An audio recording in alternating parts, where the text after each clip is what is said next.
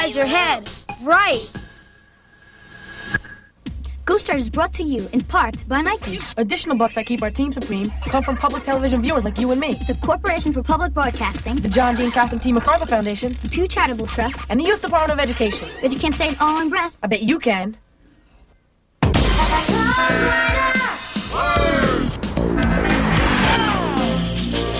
We don't know where he came from. He just showed up one night. What is that thing? He's not an alien. What is he? We think he might be a ghost. Be serious.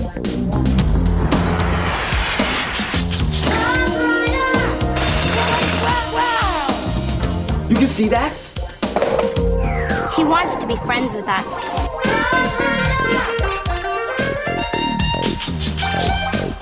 He can't hear and he can't talk. He can read anything. He takes letters and he writes with them. We're the only ones who can see him. That means he wants you on the team. You have to promise never to tell anybody about Ghostwriter. Hey, cool. We're the Ghostwriter team. We check out clues and solve mysteries. He's a ghost and he writes to us. Ghostwriter.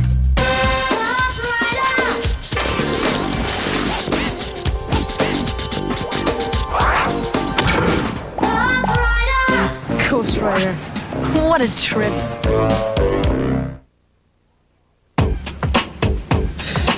Come on, Rob. You've got to come with me to different spokes. Can't. They just got a whole new shipment of dirt bikes. I'm eating double T. That homeless guy who writes poems? Yep. Why? We made a special appointment since I got the whole afternoon off from school. I promised to show him some of my stories. But how could you pass up brand new, sparkling, gleaming, super hype dirt bikes? Man.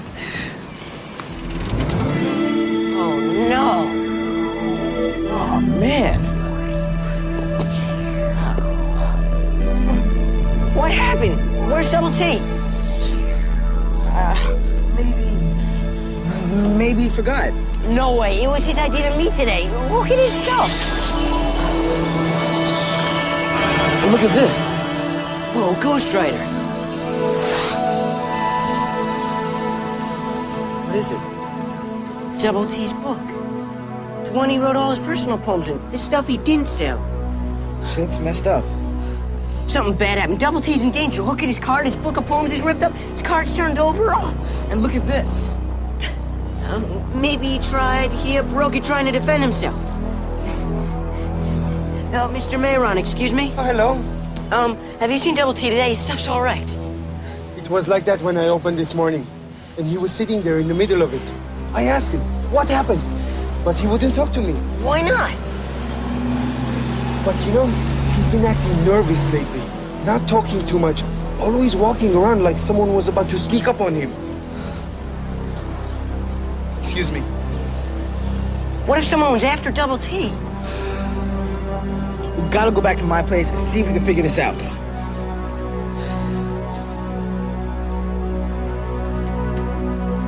Come on.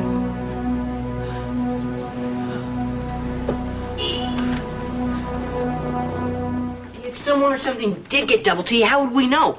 Where would we start looking? Well, maybe he wrote something about it in that book. Could be, but this is personal stuff. I wouldn't want anybody reading any of my poems. But what if he's hurt or something? So many of these pages are ripped out. There's only 3 poems left. This must be the last one he wrote. How do you know? All the other pages after it are blank. Well, that's a good place to start looking. Read it. Okay. It doesn't have a title. Fierce, fierce, and charging toward me. I'm now a ship torn apart by a dark, raging sea. Save me now, save me now. No, I've got to flee.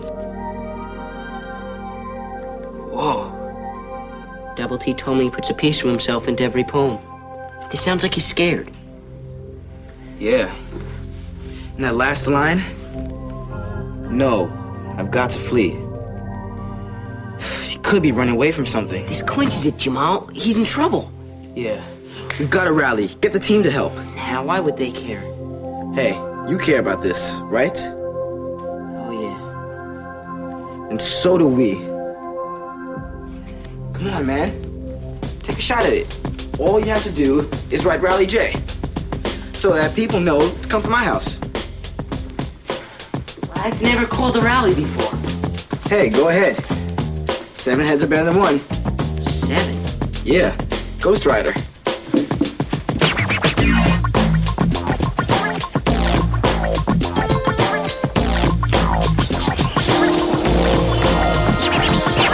What a great cover. Hoodman thanks Lenny the Wise and her friends of 5. We all look great. But don't you think my mask is the coolest? Yeah, it is, Gabby. Thanks. It covers most of your face. Very funny. Hey! Something's up. Let's go. Chinese sausage, sliced bamboo shoots, young corn. Mom, can we have sweet rice and black-eyed beans for dessert? Yes. Since this is your first dinner party, you get to choose. I can't wait until tomorrow night.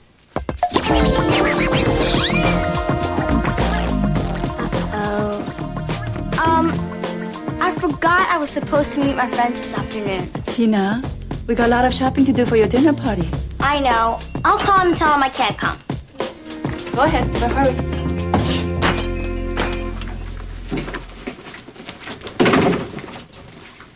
Listen, guys.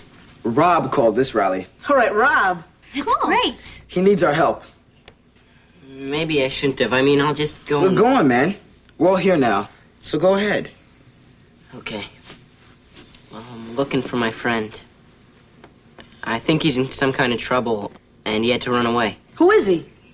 His name is Tommy Truborn. Double T. Oh, yeah. I know who you mean. Who? That homeless guy who writes poems for people on the street and sells them for $1? You've seen him. I try not to look at homeless people. They're kind of scary, and some of them are dangerous. And a lot of them aren't. Last Thanksgiving, my dad's band played at a homeless shelter, and I helped serve the food. Some of them were real nice people, Gabby. Yeah, but some of them are kind of weird. I used to feel the same way. Until I met Double T. It was when he was reading some of his poetry. All right, everyone. The next writer's reading is in 4 weeks. Mrs. Lewis invited him to the youth center. Mister? Double T. Double T? It's the name I go by. It's short for Tommy Truborn. I liked your poems, especially that last one. What is it that you liked about it? It was real. Like you caught the feeling of not having a house to go home to. I don't have a house to go home to. You mean you're homeless? Yep. Well, then how'd you get to read here? I was invited. Miss Lewis, she saw me writing and selling some poems on the street corner. Well, like I said, you write really great poems. Well, like I said, thanks. After that, I started hanging out with him on his corner to talk about writing and stuff. You really hung out with him? If Double T were dangerous, Sally wouldn't have asked him to read at the youth center, right? I guess. He helped me make my dad understand my writing a little more. After a while, we became friends. That's cool. Hey, being homeless can happen to anyone. You knew that guy in my class, Rashad? Yeah, I heard his apartment burnt down. Yeah, the whole building was totaled, and his dad just lost his job. They didn't have anyone they can stay with in the city. So his family had to move into a shelter with a lot of other families for 6 whole months. That's gotta be so hard. Not having a place to live. Well, I still don't understand. How can a homeless person be missing if he doesn't have a place to live? But he does, kind of. The corner is his place. Look, it's all right. Just forget it. He's not your friend like he is mine. I'll take care of it myself. Give us a chance. They don't even know what happened on the corner. We had an appointment to meet today. Double T never breaks his word. And, well, when we got there, all his stuff was wrecked, and we found his poetry book. Are his poems gone? There's a few left. Just 3.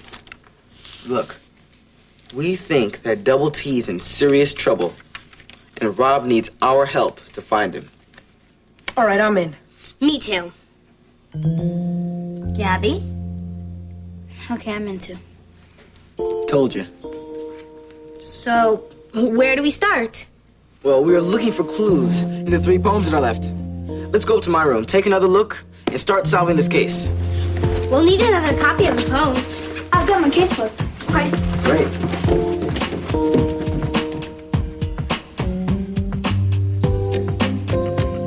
Done. Okay. He called this one Saigon. Watermelons and tangerines and bowls of steaming rice. Bicycles and barefoot kids and paneled noodle carts turn to sparks before my eyes when the sirens sound and my helmet falls and the bombs pour hard on the groaning ground like fat black raindrops in the searing Saigon sky. I can almost see everything that you're reading. The colors, the sounds. Yeah, me too. The food, the bear for the kids, the bombs falling. What bombs? The black raindrops. Huh? This part. Listen. And the bombs pour hard on the groaning ground like fat black raindrops in the searing Saigon sky. Oh, I get it. The bombs are falling like fat black raindrops. But what's a Saigon? I've heard of it, but How do you spell it? Saigon. Got it. Here it is. Saigon, former name of the capital of South Vietnam, now known as Ho Chi Minh City. Vietnam. That's the country Tina's family is from. Oh, yeah. Do you have an encyclopedia? I want to look up Vietnam. Sure, it's on the shelf. There was a war fought there. I know because my dad was a pilot. your dad's a pilot? Not anymore. He was in the Air Force and he fought in Vietnam in the 60s. But he retired just before we moved here. Got it. This says that the Vietnam War was between 1957 and 1975. The U.S. began sending lots of soldiers there in 1965. Hey, check these lines. My helmet falls and the bombs pour hard. You thinking what I'm thinking? Double T. He could have been in the war. Yeah, like my dad. And he wears that army jacket with all the patches on it. This is an important clue. But how do we know for sure that he was a soldier? Mr. Mayron at the newsstand. He would know. He and Double T talk all the time. I'm gonna check this out.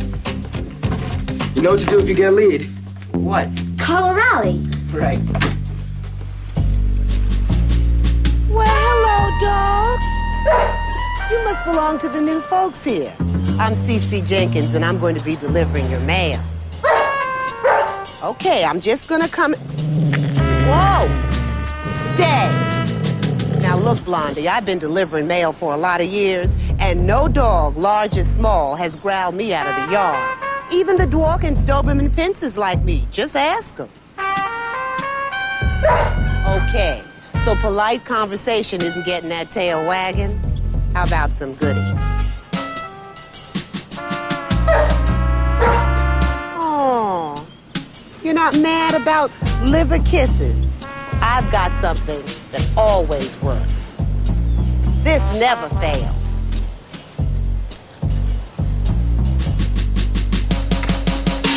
Ha!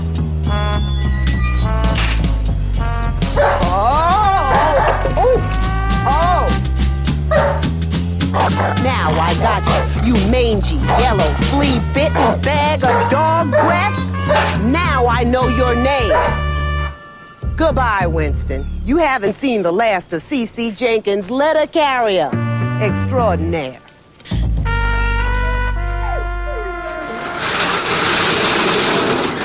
A soldier? Yes, he did tell me he fought in Vietnam. You were right. Would that help you find him? Yeah, my dad works for the Veterans Administration. They help soldiers and have records of everyone who served in the military. He can use the computer to find out where Double T used to live or where he sleeps at night. Sometimes he sleeps at the shelter of Myrtle Avenue. Really? Wait!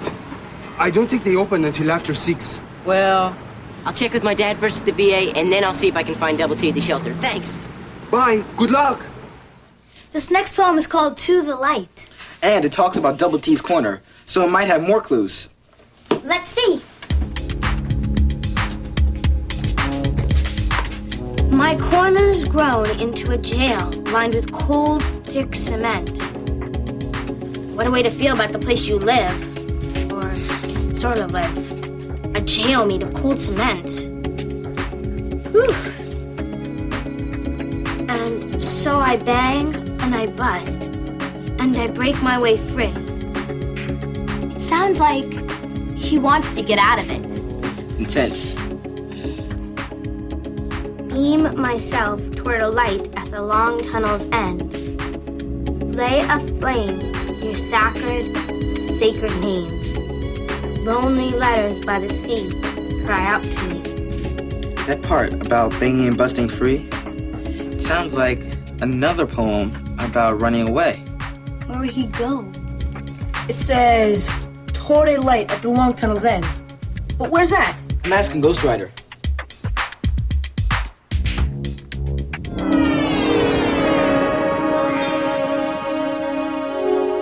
A chance for hope. Like, if you're lost in a dark tunnel and you think you're never going to get out, but finally you see daylight and you know everything's going to be okay. But that still doesn't explain where Double T went. And what does lay a flame near sacred names mean? They say sacred in churches a lot. I'm going to look it up. Ah, here it is. Sacred. Something that deserves deep respect. Like, we're supposed to respect our parents? Or a holy person, like a saint. See? It says sacred names. It could be the name of a person that deserves deep respect. Well, if it's about saints, then maybe flame might be a candle. When I go to church, I sometimes light a candle for St. Anthony. Hey, yeah, we do stuff like that too. My dad lights a candle for my mother every year on the day she died. Maybe Double T bought a candle to show respect for the sacred names. Hey, there's a store that sells candles near Double T's corner. Maybe he went there. Let's check it out. We'll keep working on the poetry. Okay. All right, bye. Bye. See ya. Listen, my son is here, so let me call you back. All right, very good. Bye. Well, hi, what happened? School? Got out early and decided to see what your dad does all day, huh? No, not exactly. Your computer has information on all the people that served in the armed forces, right? Yes. Well, remember I told you about my friend, the one who writes poetry? Yes, the homeless man. Yeah, well, his name is Double T. His real name is Tommy Trueborn. And, well, the thing is, he's a vet. And I think he fought in the Vietnam War. And I need to know, I really need to know if your computer has any information on him. Well, I can't do that, Rob. It's confidential. The only people who can look at the files on the vets are members of their own family. It's important, Dad. He could be in some kind of danger. Well, that's all the more reason to say no, Rob. I don't want you getting mixed up in any business that's not your own. Okay? Now listen, this homeless man could be dangerous. You don't understand. Double T is my friend. Just calm down, Rob. No, I'm gonna find him whether you help me or not.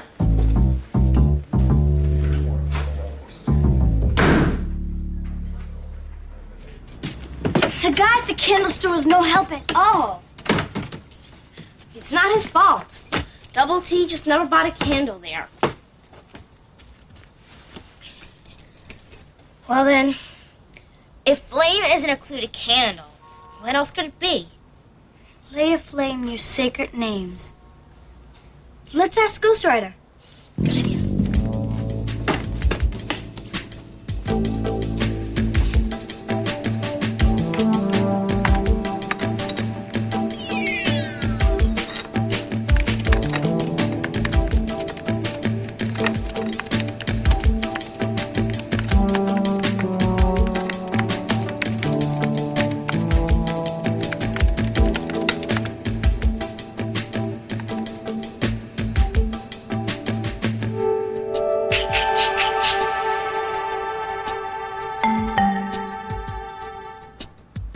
Great.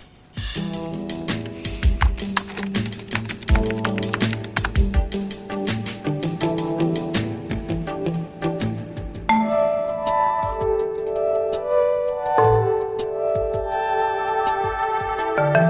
candle in the window will help you find your way home.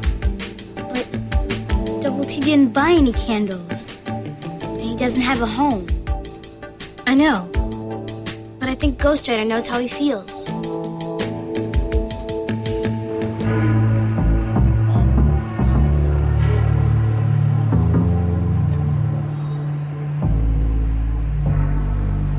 At least, does he live here sometimes? Miss, I told Thomas you. Norburt. I have been looking for him in all the shelters around here all day. You've got to know. Has he been here this week? Look, how many times do I have to tell you I can't give out that information? Thanks a lot. Hi, sorry to ask you. I heard, but do you know a guy? I don't know him, okay? He wore an army jacket, colored patches all over. You do know him, Tommy Trueborn. Okay. I know Double T. All right, is he here? Haven't seen him in a couple of nights. See him? They call him Hush. He might know where Double T is. They're buddies. Hi, I'm looking for Double T. Have you seen him?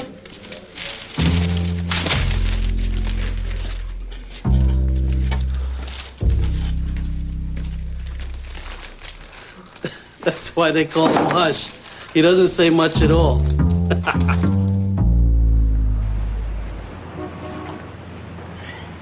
I didn't have any luck either. That is the first time anybody smiled at me all day. I'm looking for a friend. It's like he just disappeared. I know what you mean. I'm looking for my dad. Oh, he used to live here? No, I was just hoping. Name's Rob. I'm Lisa. Hi. So, when's the last time? He's been gone over a year, but I wrote to him once a week anyway. And I didn't know where he lived, so I just sent all the letters to the VA. That means the Veterans Administration. Yeah, I know what it means. Your dad's a vet? Uh-huh. And the VA was the only place I could think of to write to him. And I didn't know if he was getting the letters that I sent him, so... Then, 2 months ago, out of the blue, I got this. Well, what did he say? Maybe there's a clue to where he is. Some clue. At least I knew he still lived in New York. Started writing him 3 times a week. Did you tell him you were coming? Yeah, in the last letter, I wrote the exact time and place that I would meet him. He never showed up, huh? No, I went to the VA, and they told me that he's been coming to pick up all my letters, but that he doesn't have an address. And so, all they told me to do was go check all the homeless shelters around. Wish I could help you. So do I. I've been searching for him ever since I got off the bus from Connecticut. I haven't spent any time with the friend that I'm staying with, and now I only have 2 days left in New York. This can be a cold city. No joke. I'm just gonna forget it, forget the whole thing. What are you doing? Can I look at it? Yeah, I don't care. I don't want it anymore. Dear Lisa, thank you for writing to me. I'm trying my best to deal with my past and come back to you. But sometimes I feel like a ship torn apart by a dark, raging sea. Please be patient with me. Love, Dad. Touching, isn't it? I'm trying to deal with my past. I feel like a ship torn apart by a dark, raging sea. Hey, Lisa, this is weird, but, well, the things it's saying... Wait a minute. Let me take another look at something.